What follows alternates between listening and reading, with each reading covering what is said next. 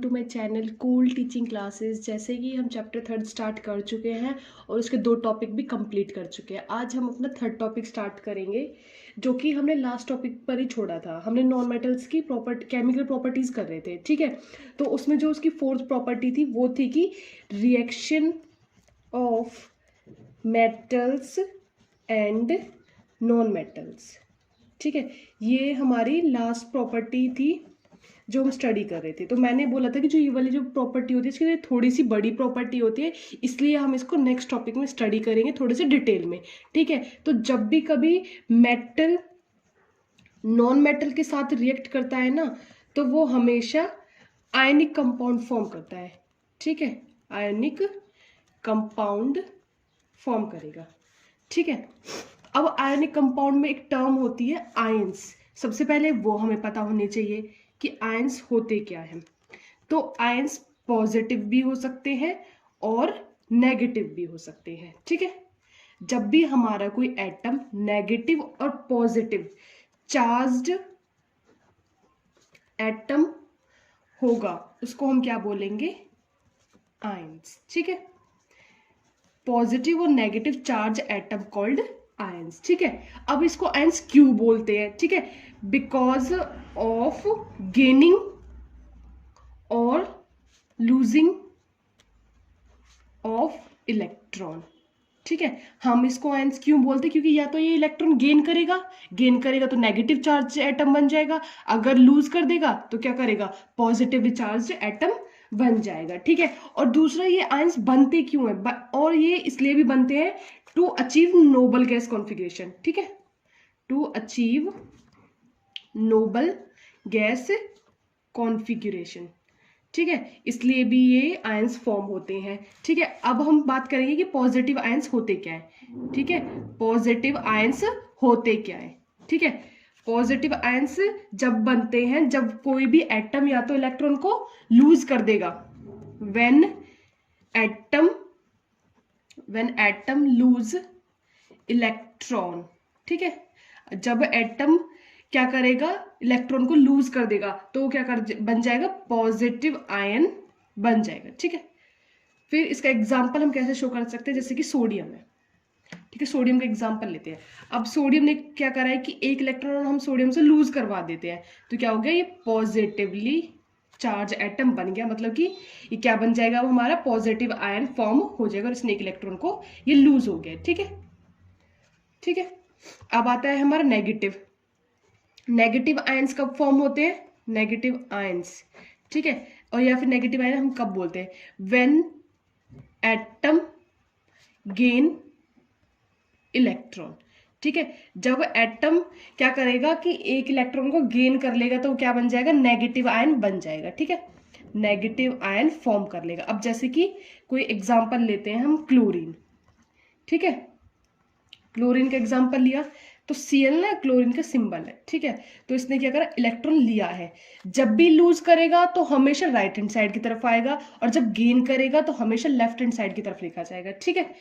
तो अब इसने क्या करा, एक इलेक्ट्रॉन को गेन करा है, तो अब क्लोरीन के ऊपर क्या चार्ज आ जाएगा, नेगेटिव, तो ये क्या बन गया, नेगेटिव आयन फॉर्म हो गया, ठीक है।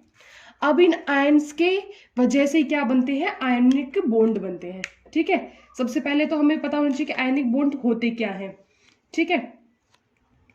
सबसे पहले आयनिक बॉन्ड, ठीक है। आयनिक बॉन्ड होते क्या है, बॉन्ड फॉर्म्ड बिटवीन नेगेटिव और positive ion called ionic bond, ठीक है। जब भी बॉन्ड कोई पॉजिटिव और नेगेटिव आयंस के बीच में फॉर्म होता है उसको हम क्या बोलते हैं, आयनिक बॉन्ड, ठीक है। जैसे इसका एग्जांपल क्या हो जाएगा, NaCl, ठीक है। अब इसको मैं डिटेल में बताती हूँ कि कैसे फॉर्म हुआ है। तो पहले हम ये बताएंगे कि ये बनते कैसे हैं, ठीक है। तो ये बनते कैसे हैं कि जब एक दूसरे के बीच में, जब दो आयंस के बीच में इलेक्ट्रॉन्स का ट्रांसफर होगा, इसने इसको दे दिया और इसने इससे ले लिया, तो उनके ट्रांसफर ऑफ इलेक्ट्रॉन की वजह से क्या बन जाता है, एक आयनिक बॉन्ड फॉर्म होता है, ठीक है। अब ionic bond formed due to the transfer of electron, ठीक है, ये हो गया। अब हम बात करेंगे कि ये फॉर्म होते कैसे हैं, ठीक है। एग्जाम्पल मैंने आपको क्या बताया है, NaCl, सोडियम क्लोराइड, ठीक है। और इसको हम क्या बोलेंगे, जो मैंने आयनिक बॉन्ड बताया ना, इसको हम इलेक्ट्रॉन डॉट स्ट्रक्चर भी बोलते हैं, इलेक्ट्रॉन डॉट स्ट्रक्चर, ठीक है, कि हम इलेक्ट्रॉन डॉट स्ट्रक्चर बनाते कैसे, ठीक है। अब ले लिया एग्जांपल NaCl। सबसे पहले हम सोडियम का सिंबल देखेंगे होता क्या है, Na, ठीक है। सोडियम का सिंबल क्या होता है, Na। अब इसका एटॉमिक नंबर क्या होता है, एटॉमिक नंबर जो क्या होता है इसका 11। अगर इसकी इलेक्ट्रॉनिक कॉन्फ़िगरेशन लिखे तो इलेक्ट्रॉनिक जो कॉन्फ़िगरेशन होती है इसकी वो होती है 2, 8 और 1, मतलब कि पहले सेल में 2, फिर सेकंड सेल में 8 और लास्ट वाले सेल में 1, ठीक है। और जो number of electron in outermost shell, बाहर वाले सेल में कितने इलेक्ट्रॉन है, 1, ठीक है। तो जो वैलेंस, हमारे जो वैलेंस जो इलेक्ट्रॉन होते हैं, वैलेंस इलेक्ट्रॉन, और या फिर हम बोले आउटर मोस्ट, वो एक ही बात होती है, ठीक है। आउटर मोस्ट ऑर्बिट इलेक्ट्रॉन, ठीक है, तो वो कितने हैं हमारे, 1 है, ठीक है। ये वैलेंस इलेक्ट्रॉन बोलो या फिर आउटर मोस्ट ऑर्बिट इलेक्ट्रॉन बोलो, तो बात एक ही है। और हमें ये देखने के लास्ट वाले ऑर्बिट में कितने इलेक्ट्रॉन हैं, तो वो कितने हो गए, 1। या तो कोई बोलेगा वैलेंस तो भी वही बात हो गई, अगर आउटर मोस्ट बोलेगा तो भी वही बात हो जाएगी, ठीक है। अब हम देखेंगे क्लोरीन का। क्लोरीन का जैसे कि एटॉमिक नंबर है 17, ठीक है। अगर इलेक्ट्रॉनिक कॉन्फ़िगरेशन देखी जाए इसकी, इलेक्ट्रॉनिक कॉन्फ़िगरेशन, ठीक है, तो वो होती है 2, 8, 7। तो इसके आउटर मोस्ट शेल में कितने इलेक्ट्रॉन है, आउटर मोस्ट और वैलेंस इलेक्ट्रॉन, तो कितने हो गए वो, 7, ठीक है। अब हम स्ट्रक्चर बनाएंगे। स्ट्रक्चर कैसे बनाएंगे, Na और Cl, ठीक है। Na के पास क्या है, सिर्फ एक इलेक्ट्रॉन आउटर मोस्ट में, ठीक है। और Cl के में कितने हैं, 7, तो कैसे लिखेंगे, 2 इधर, 2 इधर और 2 इधर, ठीक है। वह एक इधर है, तो इसके पास एक इलेक्ट्रॉन की कमी है। हमेशा हर कोई एटम यही चाहेगा कि उसके पास पूरे कंप्लीट 8 इलेक्ट्रॉन हो, क्योंकि 8 इलेक्ट्रॉन होने से क्या हो जाता है, वो स्टेबल हो जाता है, उसका ऑक्टेट जो होता है वो कंप्लीट हो जाता है। तो अब इसके पास 7 है, तो ये इससे एक लेना चाहेगा। अब तुम बोलोगे कि भाई सोडियम क्यों नहीं ले सकते इसे, सोडियम को 7 इलेक्ट्रॉन लेने के लिए बहुत ज्यादा एनर्जी की जरूरत पड़ेगी, इस वजह से जो सोडियम है वो क्लोरीन के 7 इलेक्ट्रॉन नहीं ले पाता। लेकिन क्लोरीन को क्या लगेगा, क्लोरीन को तो बस एक ही तो लेना है, वो तो 2 मिनट में ले लेगा। तो क्या करेगा, क्लोरीन इससे इलेक्ट्रॉन ले लेगा, तो इसने क्या करा, इसको इलेक्ट्रॉन ट्रांसफर कर दिया। अब जब इसने इलेक्ट्रॉन को ट्रांसफर करा है तो क्या हो जाएगा, सोडियम के ऊपर क्या आ जाएगा, पॉजिटिवली चार्ज आ जाएगा, ठीक है। सोडियम के ऊपर क्या आ गया, पॉजिटिव चार्ज। अब क्लोरीन के ऊपर क्या आ जाएगा, नेगेटिव चार्ज। तो इससे जो हमारा स्ट्रक्चर बनेगा वो क्या बन जाएगा, NaCl, ठीक है। इसी को हम इलेक्ट्रॉन डॉट स्ट्रक्चर भी बोलते हैं। कुछ आयनिक कंपाउंड्स की प्रॉपर्टीज भी होती हैं, ठीक है। प्रॉपर्टीज ऑफ आयनिक कंपाउंड, कि आयनिक कंपाउंड में एक नंबर में पूछ ले कि आयनिक कंपाउंड की प्रॉपर्टीज क्या क्या है, ठीक है। तो ये सॉलिड होते हैं, ब्रिटाइल होते हैं, ठीक है। ब्रिटाइल मैंने बता रखा है कि ब्रिटाइल होते क्या है। ब्रिटाइल होते हैं कि जो हार्ड होते हैं लेकिन आसानी से टूट जाए, ठीक है। इनका हाई मेल्टिंग पॉइंट होता है, melting point and boiling point, ठीक है। और इनका हाई मेल्टिंग पॉइंट और बॉइलिंग पॉइंट होता क्या है, इस वजह से होता है क्योंकि इसके अंदर क्या होता है, due to force of attraction, ये वाटर में डिसॉल्व हो जाते हैं, डिसॉल्व इन वाटर, क्या होता है, वाटर में डिसॉल्व हो जाते हैं आसानी से। लेकिन जितने भी ऑर्गेनिक सॉल्वेंट होते हैं, organic solvent like kerosene oil, ठीक है, केरोसिन ऑयल, पेट्रोल, इन सब में ये क्या होते हैं, आसानी से डिसॉल्व नहीं हो पाते हैं, ठीक है। और ये कंडक्ट करते हैं इलेक्ट्रिसिटी सिर्फ ये वाटर की फॉर्म में ही, मतलब कि जब मोल्टन स्टेट में होते हैं, जब ये मतलब कि ये वाटर की फॉर्म जब वाटर में जाते हैं तो ये आसानी से टूट जाते हैं। लेकिन जब ये सॉलिड स्टेट में होते हैं ना, सॉलिड स्टेट में क्या करते हैं, इलेक्ट्रिसिटी कंडक्ट नहीं करते। In solid state do not conduct electricity.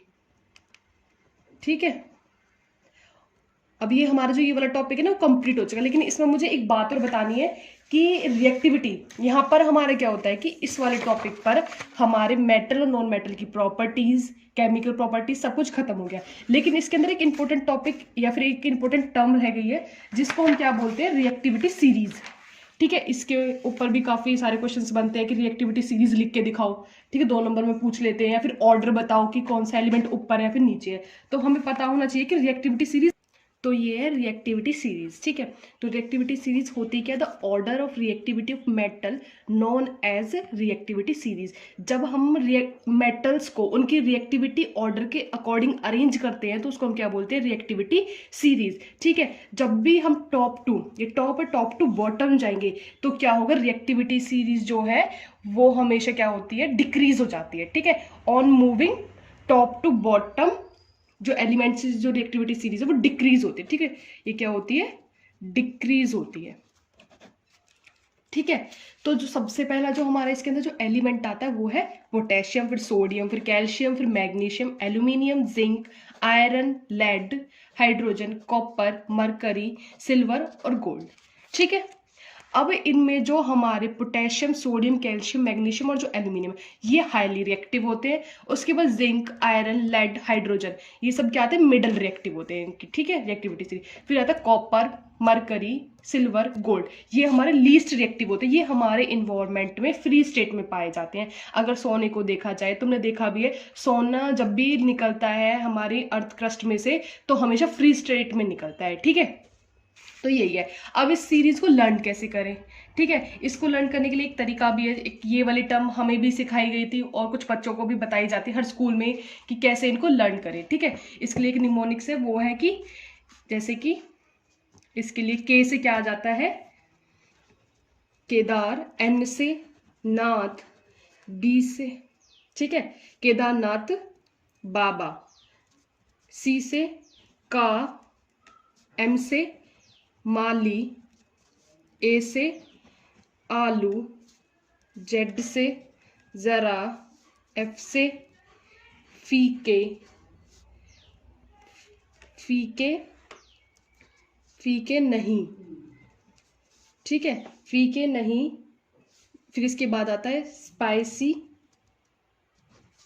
फिर इसकी जो वो है पकाता, एच से है। ठीक है, फिर उसके बाद जो ये टर्म रह जाती है इनको हम लर्न करते हैं इनकी रिएक्टिविटी के अकॉर्डिंग, कॉपर, मरकरी, फिर सिल्वर और फिर गोल्ड। ठीक है, के से क्या है हमारा केदार, एन से नाथ बाबा, ठीक है, के से क्या है का, एम से माली, आलू, जरा, फीके नहीं, स्पाइसी, पी से पकाता और है। ठीक है, इतना तो तुम्हें लर्न हो जाएगा।